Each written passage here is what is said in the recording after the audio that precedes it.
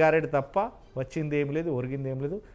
ప్రతి తల మీద పెడితే డబ్బులు వృధా అవుతాయి తప్ప ఇది అంకల గారెడితో ఏ ఒక్కరికి మాత్రం వెసులుబాటు కాదు అంటున్నారు. ఎలా చూడొచ్చండి మరి దీన్ని? సార్, ముందుగా మీకు స్వతంత్ర ప్రేక్షకులకు అలాగే ఈ చర్చా వేదికలో పాల్గొంటున్న వివిధ పార్టీల నాయకులకు, పెద్దలకు అందరికీ శుభ సాయంత్రం తెలియజేసుకుంటూ తెలుగు నూతన సంవత్సర శుభాకాంక్షలు తెలంగాణ ప్రజానికానికి, మీకు అందరికీ. అలాగే ఈ యొక్క వేదిక ద్వారా ఈటెల రాజేందర్ గారి జన్మదిన శుభాకాంక్షలు, అలాగే పైడి రాకేష్ రెడ్డి గారిది కూడా ఈరోజు జన్మదినం కాబట్టి మీ ద్వారా వారికి శుభాకాంక్షలు తెలియజేసుకుంటున్నాను. మరి ముఖ్యంగా ఇందులో ఈ డిస్కషన్లు పోవడానికంటే ముందు ఒక ఎగ్జాంపుల్ చెప్తాను సార్. ఒక రాజు ఉంటాడు, ఆ రాజు దగ్గరికి ఒక పండితుడు వెళ్తాడు.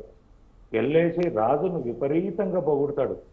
రాజు ఇంత గొప్పవాడు, అంత గొప్పవాడు, కొన్ని సాంగ్స్ పాడతాడు, కొన్ని పద్యాలు వాడేసి రాజును నవ్వింపజేస్తాడు, ఖుషి చేస్తాడు. వెళ్ళిపోయేటప్పుడు రాజు చెప్తాడు, వజ్ర వైడూర్యాలు ఇస్తా, నీకు అన్ని ఇస్తాను, ఇది చేస్తాను అంటాడు. అనగానే రేపు మా భటులు ఇది చేస్తారని చెప్పగానే పంతులు గారు ఆ యొక్క విద్వాంసుడు ఇంటికి వెళ్ళిపోతాడు. 2వ రోజు అవుతుంది, 3వ రోజు అవుతుంది, 4 రోజులు అవుతుంది. ఒక నెల రోజుల తర్వాత మళ్ళీ పండితుడు వచ్చేసి రాజుగారిని అడుగుతాడు, నాకు వజ్ర వైడూర్యాలు ఇస్తున్నారు, ఇవి ఇస్తున్నారు, ఏమైంది రాజుగారు అంటే, ఏముందయ్యా, నువ్వు నాకు చెప్పినావు, వినసొప్పుగా పద్యాలు చెప్పినావు, నన్ను పొగిడినవు, నన్ను ఇంత కృషి చేసినావు కాబట్టి నీకు కూడా వినసొప్పుగా వజ్ర వైడూర్యాలు ఇస్తాను తప్ప నీకు వాస్తవంగా ఇస్తానన్నట్టు చెప్పలేదు అనే విధంగా ఈ యొక్క బడ్జెట్ ఉంది వ్యవహారం అనేది చెప్పేసి తెలియజేస్తున్నా.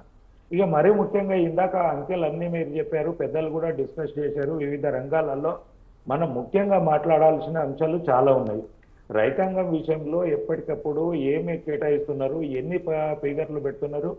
ఇప్పుడు మనం ఒకటే, ఈ ప్రభుత్వం చెప్పాలనుకుంటే, డిస్కస్ చేయాలనుకుంటే బడ్జెట్ పెట్టే ముందు గతంలో ఏ శాఖకు ఎంత కేటాయించారు, ఆ పోయిన సంవత్సరము ఎంత ఖర్చు చేశారు, ఇప్పుడు ఎంత పెంచుతున్నారు, అది చెప్పకుండా ఓన్లీ ఫిగర్లు చెప్పేసి ఆ ఫిగర్లలో ఒక్కటి కూడా ఒక 100 రూపాయలు 200 రూపాయలు కూడా ఖర్చు చేయకుండా అంకెల గారెడి చేసుకుంటూ పోతే ప్రజలను మోసం చేసుకుంటున్నారా, లేదంటే ప్రభుత్వం వారిని వారు మోసం చేసుకుంటున్నారా?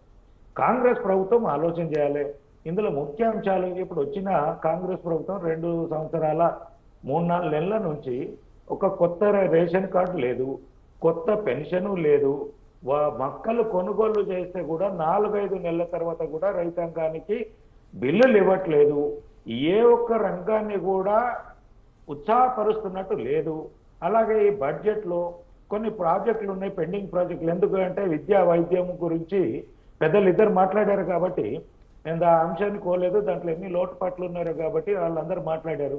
ఇక సాగునీటి ప్రాజెక్టుల గురించి ఇప్పటి వరకు బకాయిలు ఉన్నాయి ఎంత, ఇప్పుడు మళ్ళా దానిని కంటిన్యూ చేయాలంటే ఎంత చేయాలి, మరి మధ్యలో ఆగిపోయిన ప్రాజెక్టులను అవన్నిటిని పూర్తి చేస్తారా లేదా, వాటి కేటాయింపులు ఏ విధంగా చేస్తున్నారు, ఏందనేది ఏమీ లేదు. ఒక అంకెలు పెట్టేసి ఆ అంకెల గారెడితోటి ఇగో ఇంత చేస్తున్నామని చెప్పేసి ఒకరోజు భాగవతం లాగా చేస్తున్నారు. కాబట్టి ఇది ప్రజలు విశ్వసించేటట్లేదు. బడ్జెట్ అంటే కూడా ప్రజలకు ఒకప్పుడు టీవీల దగ్గర కూర్చొని వినేది, ఇప్పుడు అది పోయింది. ఎందుకంటే ఇందులో చెప్పింది ఏ ఒక్కటి కూడా వాస్తవం కాదు.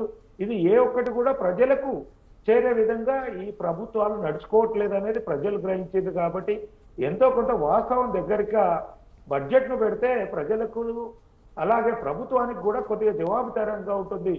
ఏదో మేము చెప్పేసాము, రేపటి నుంచి ఊదరగొట్టుడు ఉంటుంది, ఉపన్యాసాలు ఉంటాయి. ఇగో మేము బడ్జెట్లో ఇంత పెట్టినాము, రేపు ఈ వర్గానికి ఇంత చేస్తున్నాము, బీసీ సంక్షేమానికి ఇంత చేస్తున్నాము, మైనార్టీలకు ఇంత చేస్తున్నాము, విద్యా వ్యవస్థకి ఇంత చేస్తున్నాము, విద్యార్థులకు రేపటి నుంచి భోజన వ్యవస్థ పెడుతున్నాము. అంత భోజన వ్యవస్థకు అంత దిగజారిపోయి ఎవరు లేరు. నాణ్యమైన విద్య, నాణ్యమైన వైద్యం అందాలే.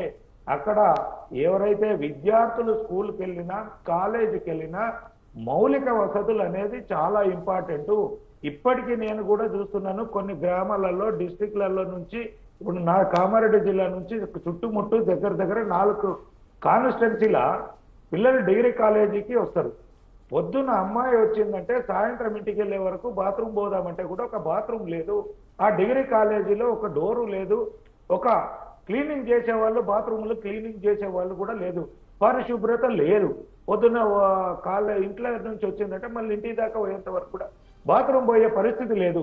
ఇలాంటి వ్యవస్థను పెట్టి ఏదో మధ్యాహ్నం ఇస్తున్నాము, భోజనం పెడుతున్నాము, మీరు అది కాదు, అక్కడ మౌలిక వసతులు కల్పించండి, విద్యార్థులు చదువుకోవడానికి ఈ టీచర్లను పెట్టండి, అక్కడ అవకాశాలను కల్పించండి, వాళ్లకు నాణ్యమైన విద్య. అదే విధంగా ప్రభుత్వం కృషి చేయాల్సింది పోయి ఏదో మేము మధ్యాహ్న భోజనం పెడతాము, ఏదో బిచ్చమల్ల చేసిన అంటే అనకూడదు. కానీ ఆ పరిస్థితికి విద్యార్థులను కూడా దిగదార్చే పరిస్థితికి తల్లిదండ్రులు కనుక్కున్న వాళ్ళు భోజనాలు పెట్టుకోకుండా ఉన్నారండి.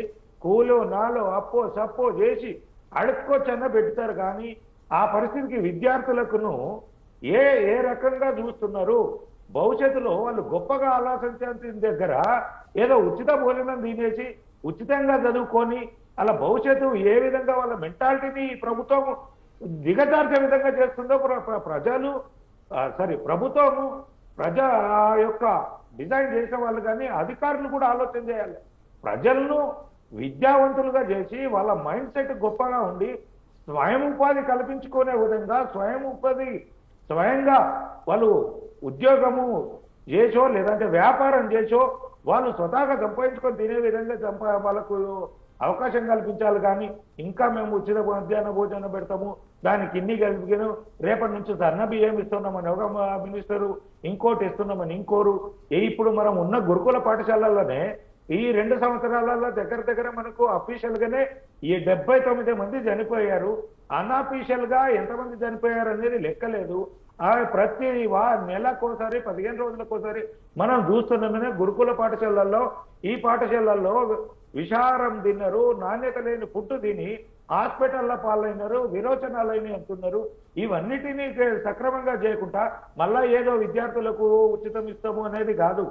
ఇవన్నిటిని ప్రభుత్వము ఏదో మేకపోతు గాంభీర్యాన్ని ప్రదర్శించి ఫిగర్లను చూసి ప్రజలను తప్పుదో పెట్టించే విధంగా ఉండొద్దు. ఇప్పటికైనా ప్రభుత్వం కళ్ళు తెరవాలి. ఏది వాస్తవము ఏది అవాస్తవము. గతము మనము ఇన్ని వేల కోట్లు మనము ఈ శాఖకు కేటాయిస్తే ఆ శాఖలో ఇన్ని ఖర్చు చేసినాము, మళ్ళీ రాబోయే రోజుల్లో ఇన్ని ఖర్చు చేస్తామని చెప్పగలిగే దమ్ము ధైర్యం లేని ప్రభుత్వము ఎన్ని అంకెలు పెడితేంది, ఎన్ని గారడీలు చేస్తుంది, ప్రజలు విశ్వసించారని చెప్పేసి ఈ బడ్జెట్ను తెలియజేస్తున్నాను సార్. రైట్.